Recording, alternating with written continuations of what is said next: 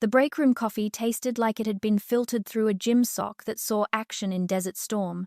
But at 10:15 p.m., on a Tuesday, you stop caring about the bouquet and start praying for the caffeine to kickstart your heart.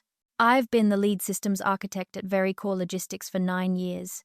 That's a fancy title that basically means I'm the janitor for the internet. I clean up the digital vomit left behind by Ivy League MBAs who think the cloud is an actual fluffy place where data lives happily ever after. I was 3 days out from Project Onyx, a global integration launch that was supposed to automate our entire shipping grid. My eyes felt like they were packed with sand and broken glass. Speaking of broken things, if you enjoy watching a corporate train wreck unfold in real time, go ahead and smash that subscribe button and give this story a like. It helps the algorithm more than whiskey helps my insomnia. Thanks. I was running a simulation on the fail-safes I wrote back when my hair didn't have grey streaks and my liver was still optimistic. The office was that special kind of quiet you only get in skyscrapers at night. The hum of the AC, the distant wail of a siren, and the sound of my own soul slowly leaking out of my ears. I was in the zone rewriting a legacy patch that looked like spaghetti code from 1998 when the glass door to my office slid open. It wasn't a knock. It was an invasion. Enter VP Bad Haircut. His name is actually Brad, but in my head, he's always been the haircut. Brad is one of those guys who fails upwards so fast he breaks the sound barrier. He smells like sandalwood and unearned confidence. He was wearing a suit that cost more than my first car. He had that smile plastered on, the one that says, "I'm about to ruin your life, but I'm going to use HR buzzwords to do it." "Becky," he said. "I hate being called Becky. It sounds like someone who bakes muffins and doesn't know how to kill a process tree in Linux. Burning the midnight oil. Love the hustle." The integration layer was desynchronizing, I said, not looking up from my monitors. I had 3 screens going, a matrix of green and white text that would make a normal person have a seizure. "I'm patching the hole before the load test tomorrow. If I don't, the Asian markets will crash the system before lunch." Brad laughed. It was a dry, hollow sound, like shaking a box of Tic Tacs. "See, that's exactly what we need to talk about. You're always in the weeds, Becky. Always looking at the nuts and bolts." I finally spun my chair around. My spine cracked like a glow stick. "Brad, nuts and bolts are the only thing keeping this company from becoming a spirit Halloween store. What do you want?" He sat on the edge of my desk. He actually sat on my paperwork. The disrespect was so palpable, I could taste it. "We've been reviewing the synergy of the IT department. With Onyx launching, we need agility, we need freshness. My niece Tiffany, you met her, right? The digital innovation intern. The one who asked me if the server room had good lighting for her day in the life TikTok." I asked, my voice flat. "Yeah, I met her. She's got vision," Brad said, his eyes dead behind his designer frames. "She thinks your protocols are heavy, cumbersome. She calls it legacy drag. We need to pivot to a more lean, agile mindset." I blinked. "Legacy drag, Brad?" "That drag is the firewall keeping Russian hackers from turning our logistics network into a Bitcoin mine." He held up a hand, a manicured hand. "We've decided to go in a different direction, Rebecca. Effective immediately." The air left the room. It wasn't a gradual leak. It was a hull breach. "Excuse me? We're letting you go," he said, checking his Apple Watch like he had a dinner reservation to get to. "Severance is standard, 2 weeks, but we need you to vacate the premises now. Security is already on the way up."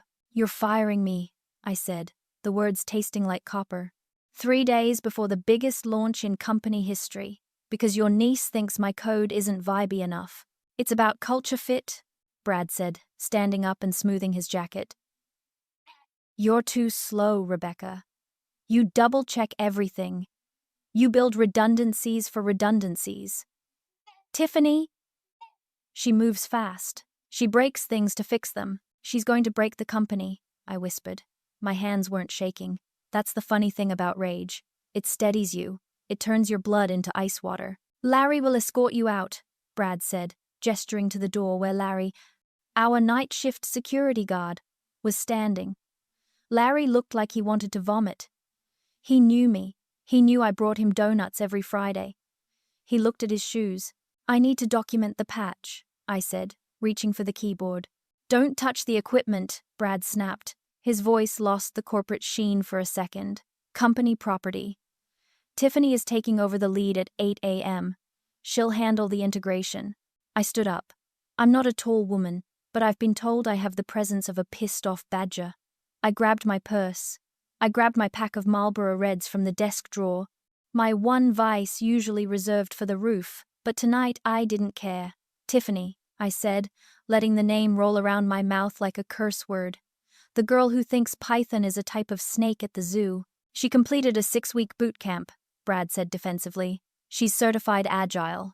Right, I said. I looked at my screens one last time. The cursor was blinking at the end of a command line that was the only thing holding the database synchronization together. Pending commit. I didn't press enter. I didn't save. I just turned off the monitor. You're making a mistake. Brad, a multi-million-dollar mistake. I'll take my chances with the future, he sneered. Now please, you're making a scene. There was no one else in the office to see the scene. But in Brad's head, he was already rehearsing the story for the board. How he trimmed the fat. How he ushered in a new era of youth and vitality. I walked past Larry. It's okay, Larry, I said softly. Do your job. I'm sorry, Rebecca, Larry mumbled, his face red. I really am. It's not your fault the circus came to town, I told him. As I walked down the hallway, the fluorescent lights buzzed overhead, a sound I usually ignored, but tonight it sounded like a countdown. I felt a strange sensation in my chest. It wasn't sadness. It wasn't even fear. It was the cold, hard realization that loyalty is a currency that has no exchange rate in the modern world. I had given this place 10 years of my life, my sanity, and the best cartilage in my knees. And they were trading me in for a nepotism hire with a ring light and a live, laugh, love mousepad. I hit the elevator button. The arrow lit up, down. Too slow, I muttered to myself. Lighting a cigarette right there in the hallway under the no smoking sign. We'll see about that. The elevator ride down felt like a descent into hell if hell was paneled in brushed steel and smelled like lemon disinfectant. Larry stood in the corner trying to make himself invisible. I didn't blame him. He was just a guy trying to pay for his kids' braces. I was the one carrying a cardboard box full of personal effects, a stapler, a framed photo of my dog, God rest his soul. He was the only male in my life who never lied to me, and a stress ball shaped like a grenade. When the doors opened on the ground floor, I expected to be ushered straight to the revolving door, but Brad, in his infinite wisdom, had forgotten that my parking pass was still on my desk. Larry, I need my pass, I said. I can't get my truck out of the garage unless you want me to ram the gate.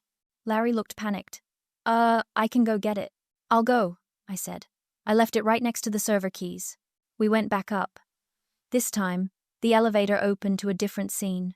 The silence was gone. Music was blasting. Not good music. It was that repetitive, soulless electronic pop that sounds like a robot having a panic attack. And there, sitting at my desk in my ergonomic chair, was Tiffany. She looked like she had been assembled in a factory that makes influencers. Perfect hair, perfect nails, and a terrifying lack of awareness in her eyes. She had pushed my dual monitor setup aside to make room for her laptop, which was covered in stickers. One of them said, "Girl Boss." Another said, "Coffee and Code." But what stopped my heart wasn't the stickers. It was what was on my main screen, the launch console. It was open. The command prompt I had abandoned was gone, replaced by the shiny, GUI-based dashboard that the vendor sold us. The one I never used because it was as reliable as a chocolate teapot. "Oh my God, is this Rebecca?" Tiffany chirped, spinning around. She didn't look guilty. She looked like she was greeting a fan. "Brad said you were leaving." Totally bummer energy. But hey, fresh starts, right? I stared at the screen over her shoulder. A red bar was pulsing in the corner. Database sharding manual override. "Tiffany," I said, my voice dangerously calm. "What did you do to the shard protocols?" She giggled. She actually giggled. "Oh, that. It kept giving me these super annoying pop-ups about latency and integrity checks. So, I just, turned off the notifications. It's running so much faster now. Look at the loading bar go." She pointed. The loading bar was indeed moving fast. It was racing toward 100%. My stomach dropped into my shoes. She hadn't just turned off notifications. She had disabled the load balancing inhibitors. She was essentially redlining a Ferrari engine in neutral while pouring sugar in the gas tank. "That's not speed," I said, gripping my box of junk so hard the stress grenade deformed. "That's a memory leak. You're flooding the cache." "You're being so negative," she sighed, rolling her eyes. "Brad said you were a worrier. Look, I'm just preparing the environment for tomorrow. Call it preheating the oven." "You're not preheating the oven," I said. "You're setting the kitchen on fire." Larry touched my arm. "Rebecca, we have to go." I looked at Tiffany. She was already back on her phone, probably texting her friends about how she crushed her first late shift. She had no idea. She was sitting on a nuclear bomb and using the detonator as a fidget spinner. I calculated the timeline in my head. The cache would fill in about 8 minutes, and the database would try to write to a disk that was already locked. Then the transaction logs would corrupt. Then Onyx would die, not a quiet death. A screaming, burning, public death. I turned around. I didn't say another word to her. There was no point explaining quantum physics to a hamster. We got back in the elevator. As the doors closed, blocking out the sight of Tiffany and her preheated oven, I pulled out my phone. My hand hovered over Marcus's contact. Marcus Stone, the CEO, the big boss, the guy who built this company from a garage in Akron. He wasn't a tech guy. He was a logistics guy, a truck driver turned tycoon. He respected grit. He respected me, or at least I thought he did until he let his VP hire a family member to run the flagship project. Maybe he didn't know. Maybe Brad spun him a story. I looked at the time on my phone. 10:28 p.m. The crash would happen at roughly 10:38 p.m. I typed. My thumbs moved with the precision of a sniper. To Marcus Stone, CEO. Message. The launch fails in 10 minutes. Good luck. I hit send. The elevator dinged at the lobby. The night concierge, a sweet lady named Gladys, waved at me. I didn't wave back. I just stared at my phone. 3 dots appeared instantly. Then the reply buzzed. From Marcus Stone, CEO. Message. Don't leave the building. I stopped in the middle of the marble floor. The revolving door was 10 feet away. Freedom, unemployment, a bottle of wine, and a long cry. But the phone buzzed again. From Marcus Stone, CEO. Message. I'm 2 minutes out. Wait. I looked at Larry. Larry, I think I'm going to sit on the couch for a minute. Larry looked at his radio, then at me. Technically, you're trespassing now, Rebecca. Technically, Larry, I said, dropping my box on the expensive Italian leather sofa. I'm the only person in the zip code who knows where the bodies are buried. And in about 7 minutes, they're going to start floating to the surface. I sat down. I crossed my legs. I waited. The silence of the lobby was thick, heavy, and expensive. It felt like the calm before a very expensive storm. The lobby of the very core building is designed to intimidate.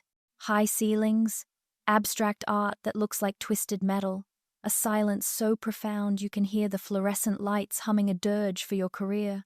I sat on the leather couch, my box of belongings next to me like a tombstone. Larry stood by the security desk, shifting his weight from one foot to the other. He kept glancing at me, then at the elevator, then at the clock. 10:33 p.m. 5 minutes. You okay, Rebecca? Larry asked. You look intense. I'm counting, Larry, I said, tapping a rhythm on my knee. 1, 2, 3. Just counting. It started subtly. A flicker on the giant monitor behind the reception desk, the one that displays the global shipping map.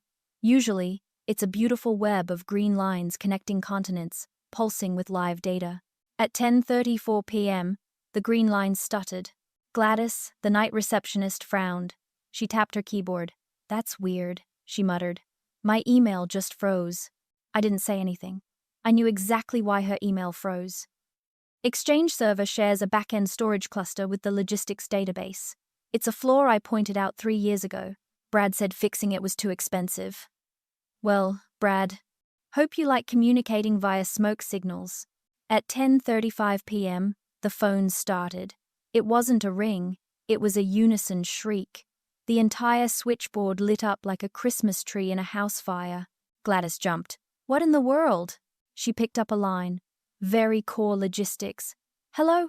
Hello, sir. I can't hear you. There's static. Hello. She looked at Larry, eyes wide. The lines are dead. It's just noise. VoIP crash, I whispered to myself. When the database locks up, the bandwidth gets strangled. The voice packets are the first to get thrown overboard to save the sinking ship. Then came the sound of running, muffled thuds coming from the stairwell. The elevators were too slow for panic. Someone was sprinting down 20 floors. The stairwell door burst open. It was a junior dev named Kevin. Nice kid, heavy breather. He looked like he'd seen a ghost eating his hard drive. "Larry!" he screamed, ignoring the fact that he was in the lobby. "Larry, is Rebecca still here?" I didn't move. I just watched. Larry pointed at me. Kevin ran over, sweating through his Game of Thrones t-shirt. "Rebecca, oh God, it's gone, it's all gone." "What's gone, Kevin?" I asked, checking my nails. They needed a trim. The staging environment. It just collapsed. "Tiffany." She hit the migration script, and everything turned red. The backups aren't mounting. The master nodes are rejecting the keys. It's eating itself. "Sounds like a permissions cascade," I said calmly. "Did someone disable the safety interlocks?" Kevin's face went pale. She said they were slowing her down." "Imagine that," I said. "You have to come up," Kevin pleaded. "Brad is screaming at IT. Tiffany is crying in the server room. Asian markets are opening in 20 minutes. If we're offline, we lose about $400,000 a minute," I finished for him. "Please," Kevin said. "I can't, Kevin. I was fired. I'm a security risk. Larry, am I allowed to touch company equipment?" Larry shook his head vigorously. "Strict orders. Escort off premises immediately." "See?" I shrugged. "My hands are tied, and my severance package didn't include tech support." Suddenly, the revolving doors spun. A gust of cold night air hit the lobby, bringing with it the smell of rain and expensive cologne. Marcus Stone walked in. He didn't look like the billionaire CEO on the magazine covers. His tie was loosened, his top button undone. He was holding his phone like a weapon. He ignored the screaming phones. He ignored Kevin, hyperventilating. He walked straight to the couch. He looked at me. I looked at him. "You knew," he said. His voice was gravel. "I predicted," I corrected. "There's a difference. One is magic. The other is 9 years of reading the logs you guys ignore." "How bad?" "Catastrophic," I said. Tiffany just poured a gallon of water into a grease fire. Marcus rubbed his face. He looked 10 years older than he had this morning. "Can you fix it?"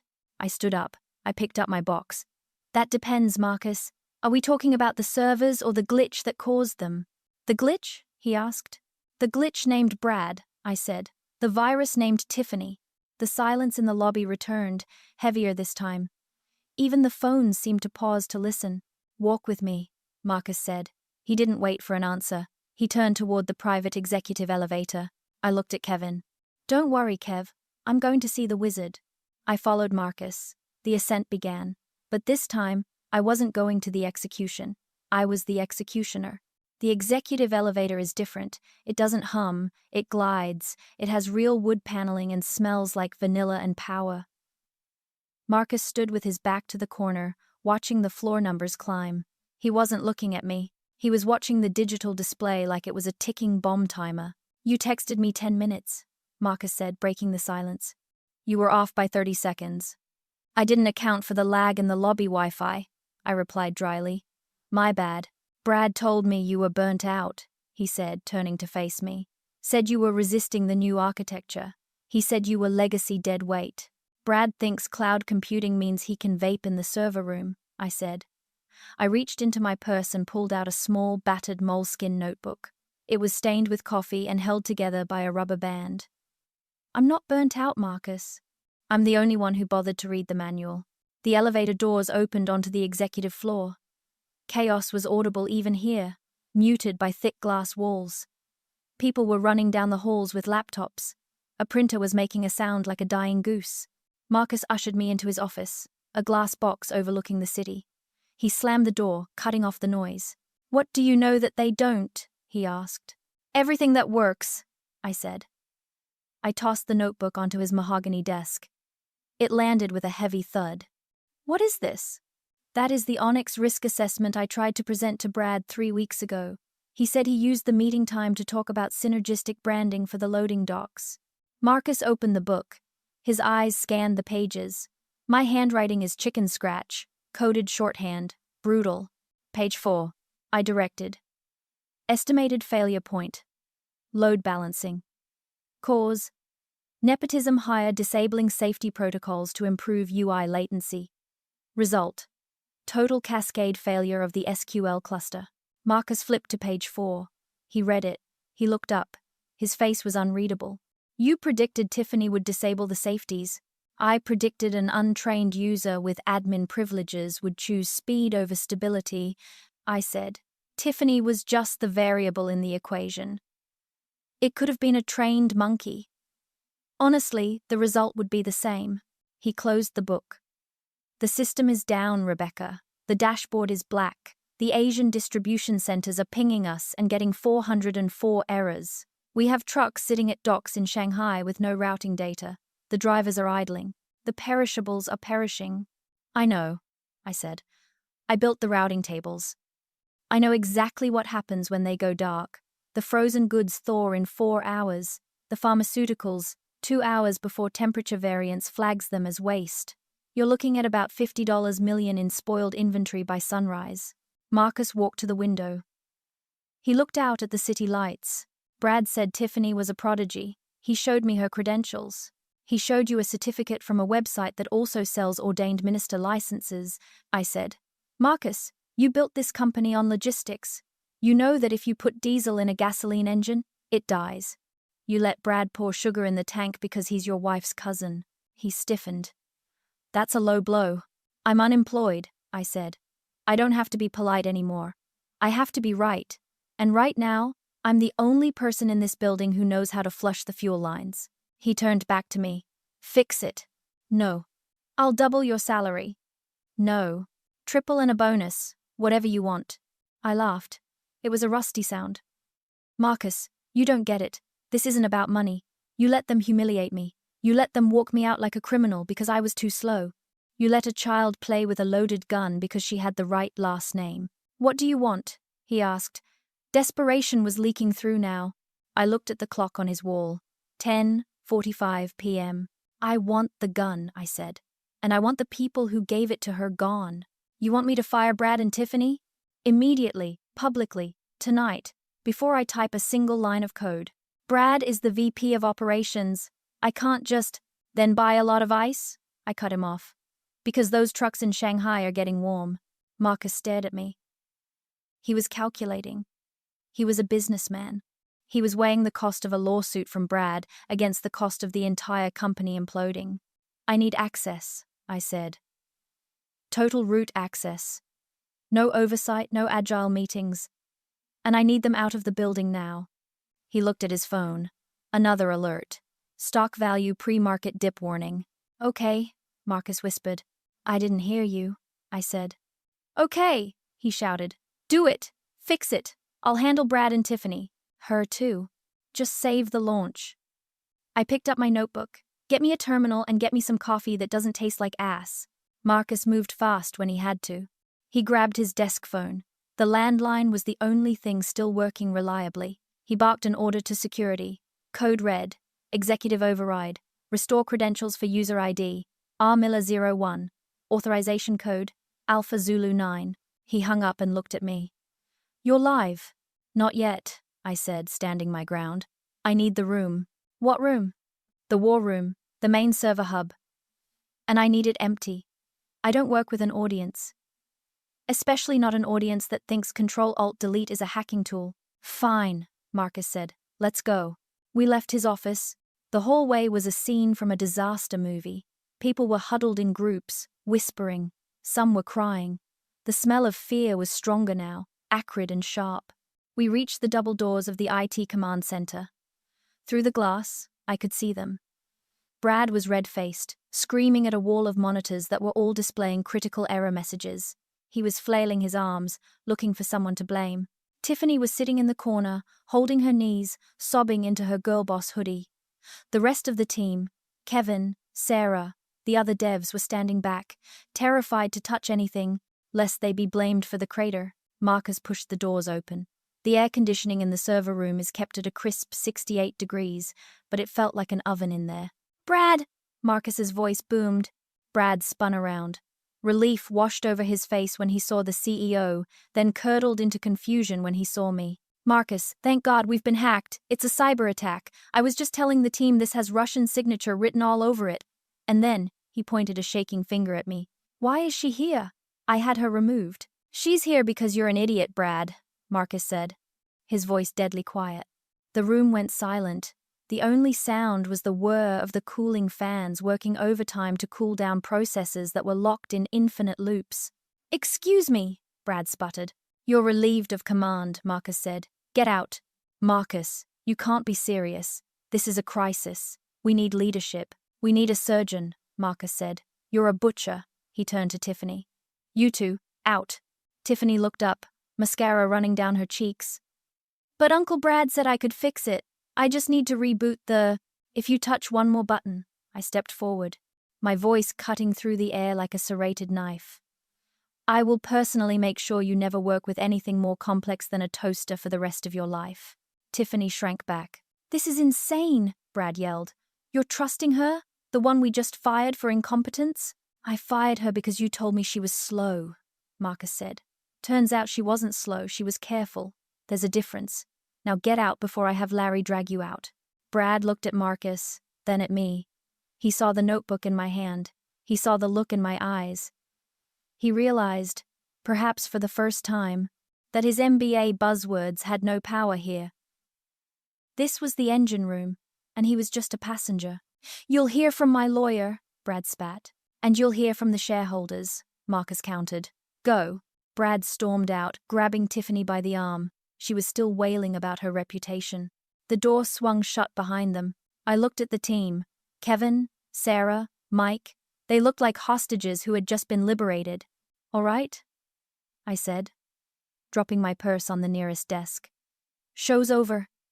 Kevin, get me a terminal. Sarah, kill the external gateway. We're going dark for 5 minutes." "Dark?" Sarah asked, trembling. "If we go dark, the tracking API fails."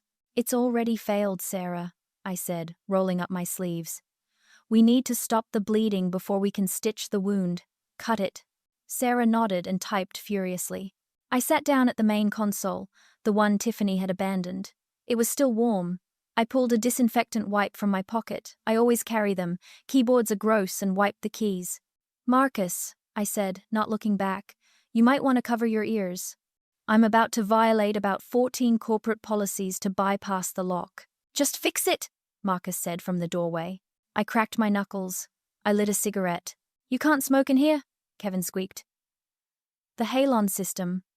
"Disable the smoke detectors, Kevin," I said, taking a drag. "Daddy's home." The screen was a wall of red text. "Fatal exception. Segmentation fault. God has left the chat." Okay, the last one was in my head, but it might as well have been there. Tiffany had managed to do something impressive. She had forced a multi-threaded database into a single-threaded execution queue. Imagine trying to force the entire population of New York City through a single revolving door at the same time. That's what she did to our data. "Okay, listen up," I barked, ash falling onto the desk. "We're doing a hot swap on the kernel. Kevin, I need you to mirror the transaction logs to the sandbox. Don't try to pass them. Just raw copy. Go." "On it," Kevin said, typing so fast his fingers blurred. "Sarah, I need you to manually lock the Asian distribution nodes. Send a system maintenance flag. It's a lie. But it buys us 10 minutes before they start calling the embassy." "Flag sent," Sarah said. Her voice was steadying. She trusted me. I turned my attention to the core. The database was thrashing, writing and rewriting the same corrupted blocks.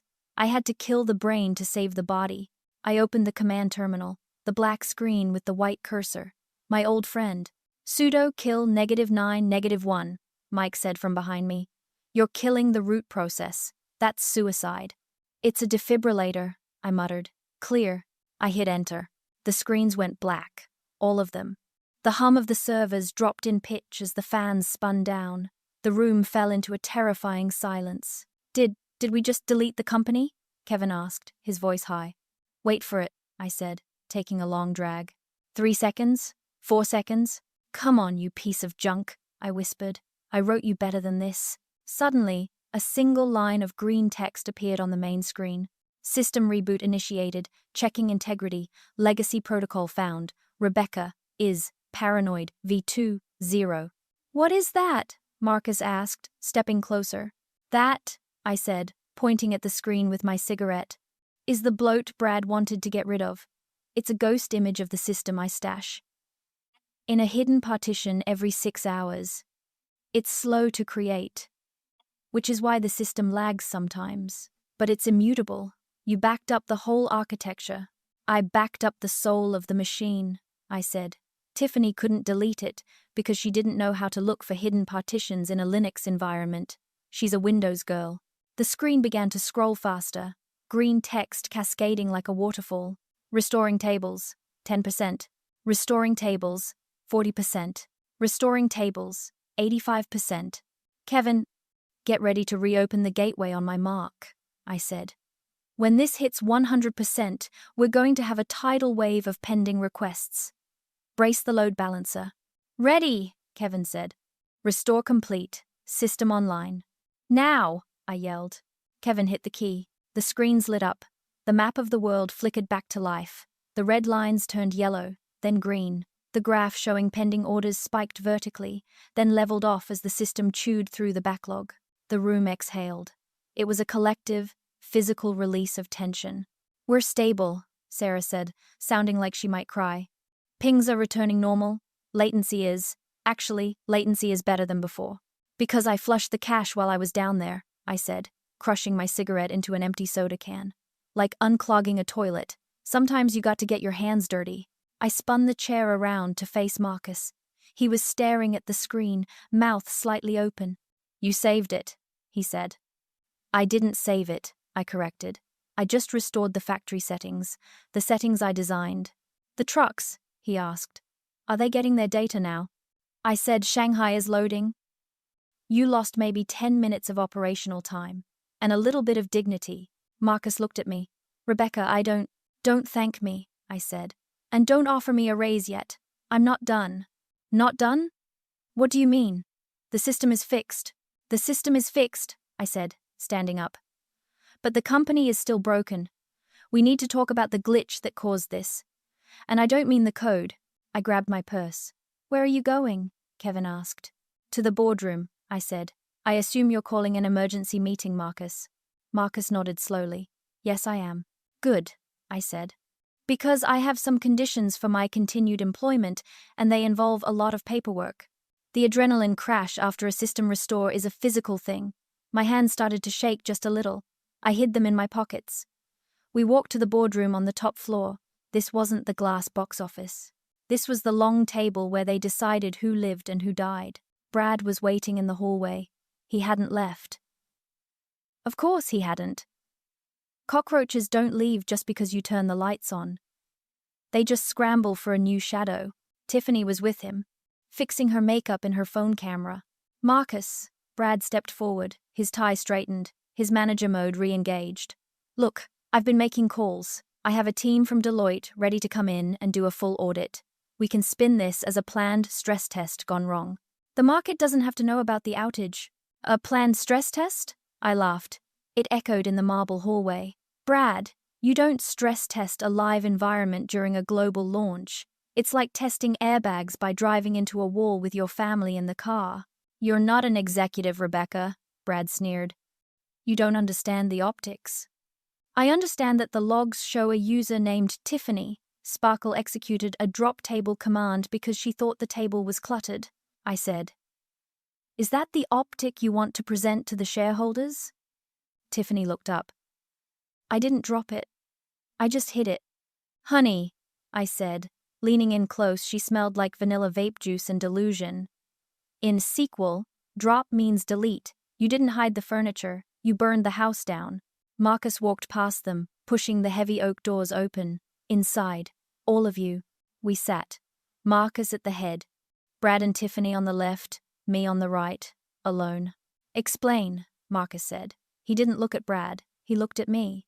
It's simple, I said. Very Core has a complex logistics stack.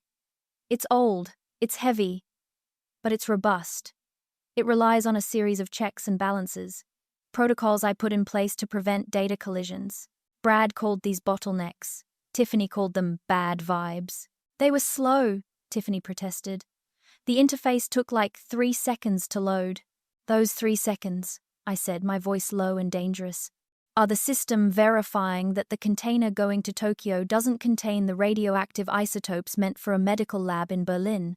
You disabled the verification. Tiffany blinked, but the loading bar was so fast. You traded safety for a pretty animation, I said. I looked at Marcus. That's what happened. They gutted the structural beams because they didn't like the wallpaper. And when the roof caved in, they blamed the architect. Brad slammed his hand on the table. This is technical mumbo-jumbo, Marcus. She's trying to confuse you. The fact is, the system failed under her architecture. The system failed, I said, because you fired the mechanic and let a toddler drive the bus. Marcus finally looked at Brad. Did you know she was disabling the protocols? I authorized a streamlining of the UX, Brad stammered. I didn't know the specifics. You're the VP of Operations, Marcus said. It is literally your job to know the specifics. I rely on my team. You fired your team, Marcus said. You fired Rebecca tonight without consulting me. I was showing initiative. You're showing nepotism, Marcus said. He sounded tired.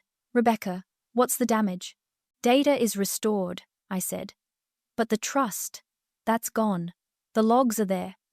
Anyone with audit access can see what happened. If we lie about this and the SEC finds out we knowingly let an unqualified intern run the mainframe, that's prison time, Marcus. For you. The room went dead silent. Prison? Tiffany squeaked. Corporate negligence, I said. Fraud. Take your pick. Marcus closed his eyes. He was seeing the headlines. What do we do? He asked me. Not Brad. Me. We tell the truth, I said. Internally, at least. We document the incident. We report the remediation. And we remove the root cause. I looked at Brad.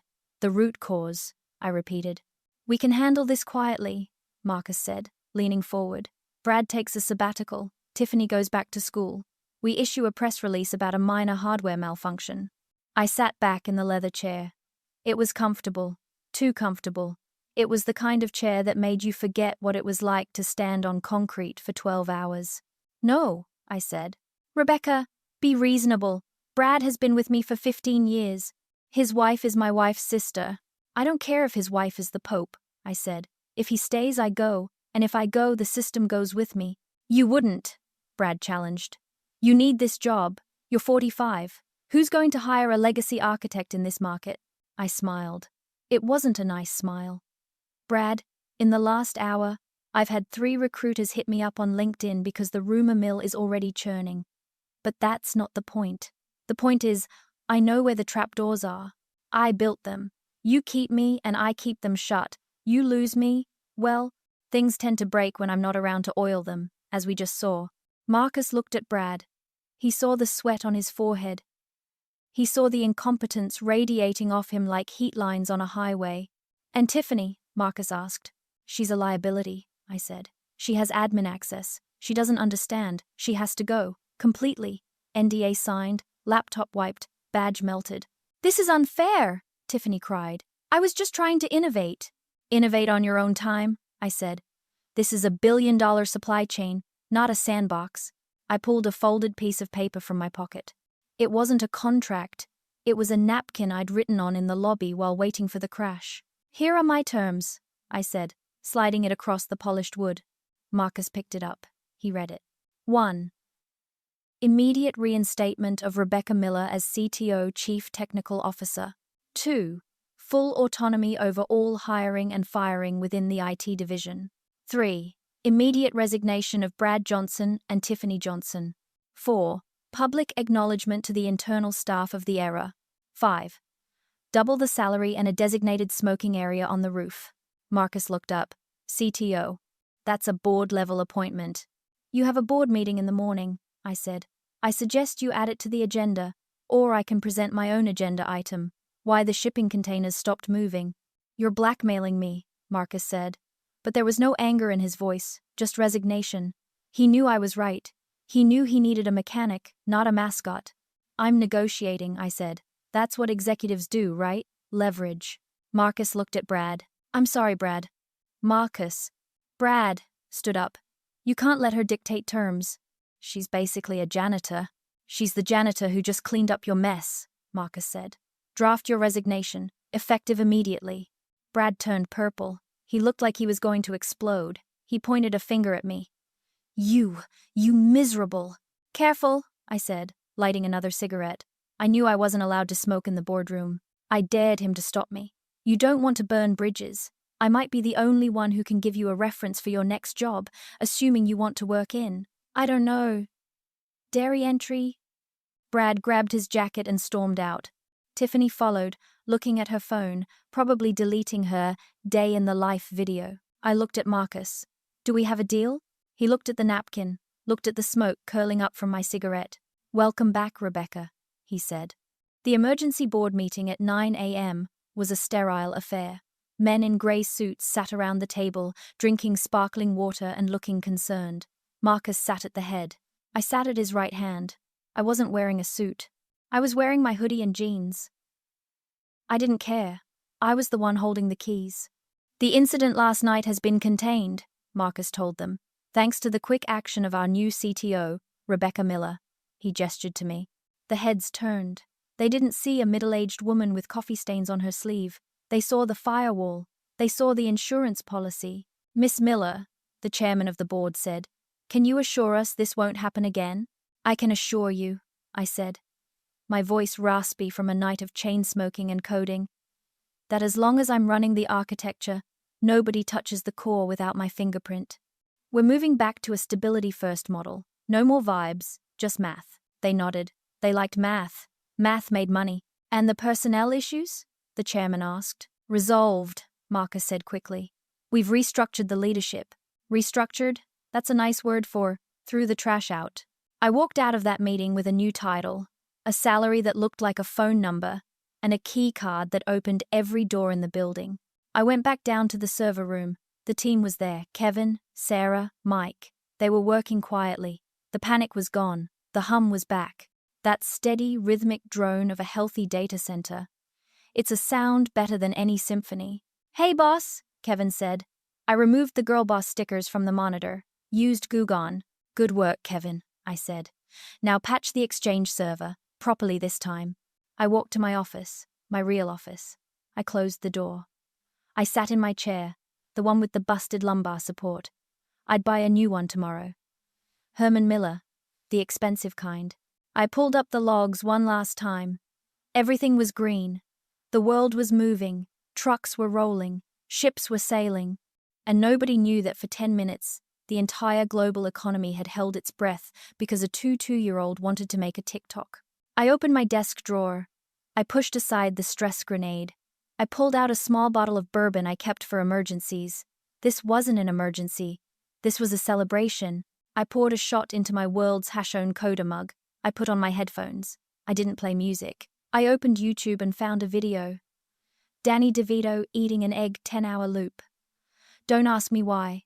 It just centers me. The absurdity of it, the grime, the reality. I took a sip. It burned. It felt good. The system was running. The parasites were gone. And I was still here. Too slow, I whispered to the empty room, raising my mug to the screen. I watched the loading bar of my life hit 100%. We're all healed. Big thanks, you legends of the old office days. Subscribe to keep the switch-flicking chaos alive.